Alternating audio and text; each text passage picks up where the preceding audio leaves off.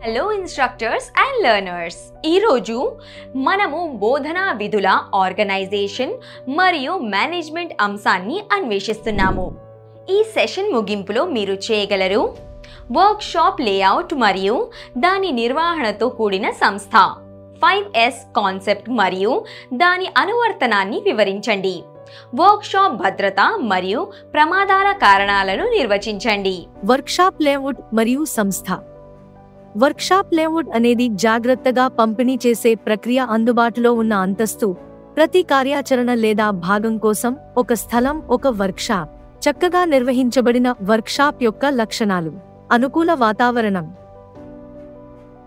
భద్రత, సౌలభ్యం, ఉపకరణాలు, పరికరాలు మరియు యంత్రాలు, అందుబాటులో ఉన్న స్థలం యొక్క సంస్థ, లైటింగ్ మరియు వెంటిలేషన్. వర్క్షాప్ లేఅవుట్ను సిద్ధం చేయడానికి అనుసరించాల్సిన దశలు క్రింద ఇచ్చిన విధంగా ఉన్నాయి. వర్క్షాప్ యొక్క అసలు అందుబాటులో ఉన్న అంతస్తు స్థలాన్ని కొలవాలి మరియు స్కేల్ డ్రాయింగ్ సిద్ధం చేయాలి. కిటికీలు, తలుపులు, స్తంభాలు మరియు నిలువు వరుసల ఖచ్చితమైన స్థానాన్ని స్పష్టంగా చూపాలి. వర్క్షాప్కు అవసరమైన అన్ని మెషినరీస్, పరికరాలు, ఫర్నిచర్ల జాబితాను సిద్ధం చేయాలి. ప్రాముఖ్యాన్ని బట్టి అంశాల క్రమాన్ని సిద్ధం చేసుకోవాలి. అంతస్తు స్థలాన్ని క్రమం చేసిన తర్వాత నిల్వ, తాగునీరు తదితర ఇతర సౌకర్యాల కోసం తప్పనిసరిగా ఏర్పాటు చేయాలి. భారీ యంత్రాల వద్ద మరియు చుట్టుపక్కల తగినంత ఖాళీ స్థలం తప్పనిసరిగా అందించాలి.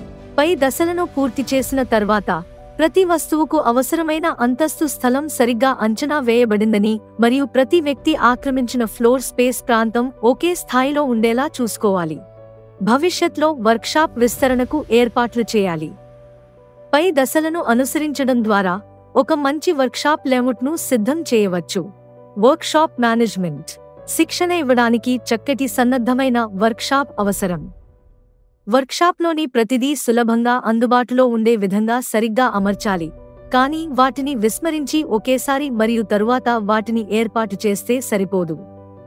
అందువల్ల విజయవంతమైన బోధకుడిగా మారడానికి కేవలం వర్క్షాప్ను ప్లాన్ చేయడం మాత్రమే సరిపోదు, కానీ మంచి నిర్వహణతో దానిని నిర్వహించడం చాలా ముఖ్యం. శిక్షణా కార్యకలాపాన్ని సమర్థవంతంగా నిర్వహించడానికి బోధకుడు గుర్తుంచుకోవలసిన అంశాలు క్రింద ఇవ్వబడ్డాయి. పరిశుభ్రత. అంతస్తులు తప్పనిసరిగా నూనె, గ్రీజు, నీరు మరియు ఇతర జారే వస్తువులు లేకుండా ఉండాలి. వర్క్షాప్ ఆవరణ నుండి బయలుదేరే ముందు మరుసటి రోజు ప్రతిదీ సరిగ్గా ఉందో లేదో తనిఖీ చేయడానికి సాయంత్రం జాగ్రత్త తీసుకోవాలి. వ్యక్తులు తమ పని ప్రదేశాన్ని శుభ్రంగా మరియు చక్కగా ఉంచుకోవాలి. సాధనాలు మరియు సామగ్రి, ఉపకరణాలు మరియు సామగ్రి తప్పనిసరిగా శుభ్రం చేసి వాటి ప్రదేశాలలో ఉంచాలి. స్క్రాప్ మరియు వ్యర్థ పదార్థాలను వెంటనే సేకరించి పారవేయాలి. బోధకుడు వర్క్షాప్ను నీటుగా మరియు చక్కగా ఉంచడం ద్వారా బోధకుడు ఉత్తమ ఉదాహరణగా ఉండాలి. వర్క్షాప్ లేఅవుట్ యొక్క ప్రయోజనాలు. ఫ్లోర్ స్పేస్ ఆర్థికంగా ఉపయోగించవచ్చు. సాధ్యమైన కన్విన్స్ మరియు అసౌకర్య సమస్యలు ఉండవచ్చు, ముందు చూసి పరిష్కరించండి. మెటీరియల్స్ సంరక్షణ మరియు నిర్వహణ, ఉపకరణాలు మరియు పరికరాలను శుభ్రం చేయాలి మరియు తనిఖీ చేయాలి క్రమం తప్పకుండా. స్టాక్ రిజిస్టర్లు కూడా అవసరం.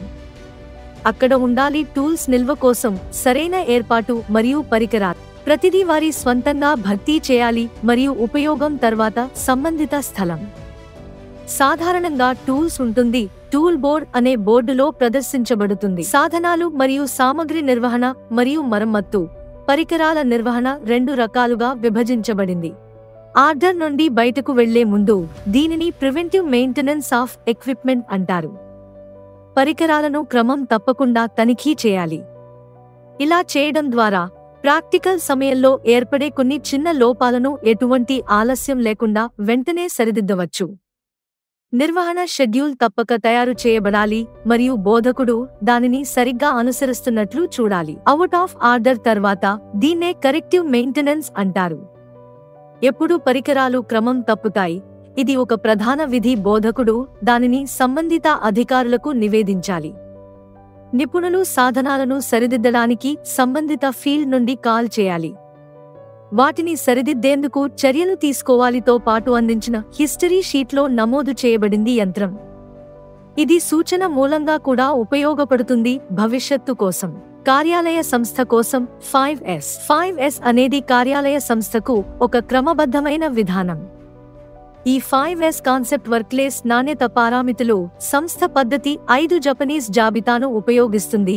ఇవి పదాలు సిరి, సీటన్, సీసో, సీకేట్సు మరియు షిట్సుకే. ఇంగ్లీషులో అనువదించబడినప్పుడు అవన్నీ ఎస్ అక్షరంతో ప్రారంభమవుతాయి. అంశాలు క్రమబద్ధీకరించబడిన, స్థిరీకరించబడిన, క్రమ పద్ధతిలో శుభ్రం చేయబడిన, ప్రామాణికం మరియు స్థిరమైనది. 5S అనేది జపాన్కు చెందిన హిరోయుకి హిరానో యొక్క ఆలోచన. ఇది విస్తృతంగా ఉంది. ఈ లీన్ తయారీకి ఆధారంగా పరిగణించబడుతుంది. ఇది స్థిరత్వం మరియు ప్రామాణీకరణకు సంబంధించినది. మెరుగైన భద్రత, నాణ్యత, డెలివరీ పనితీరును తీసుకురావడం మరియు ఖర్చు నియంత్రణ. 5S నాణ్యత పారామితులు. సార్ట్, సిరి, అవసరమైన వాటిని క్రమబద్ధీకరించండి మరియు లేని వాటిని వదిలించుకోండి. సెట్, సీటన్, ప్రతిదానికి మరియు దాని స్థానంలో ప్రతిదానికి స్థలం. షైన్, సీసో, శుభ్రంగా మరియు నిర్వహించండి కాబట్టి ఎల్లప్పుడూ కొత్తదిగా కనిపిస్తుంది.